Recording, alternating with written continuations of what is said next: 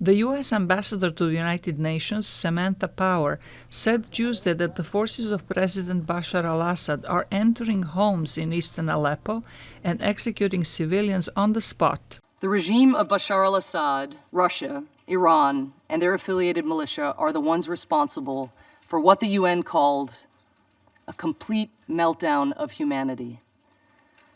And they are showing no mercy. Syria's envoy promptly denied that the killing of civilians is intentional.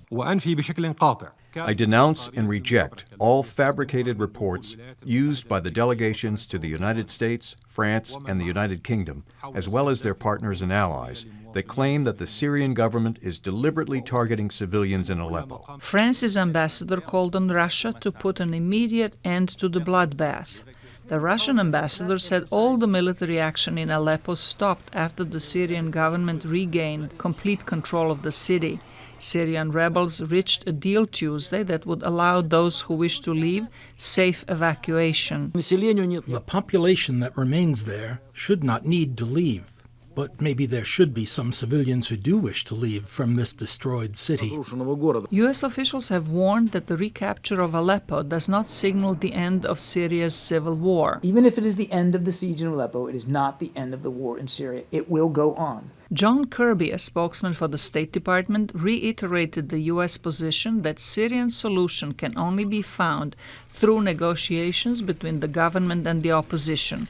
Kirby firmly rejected the reporter's suggestion that the United States has washed its hands off the Syrian problem. It was the United States who led efforts to get a UN Security Council resolution in place that codified the process through which we could get a ceasefire and get humanitarian aid in.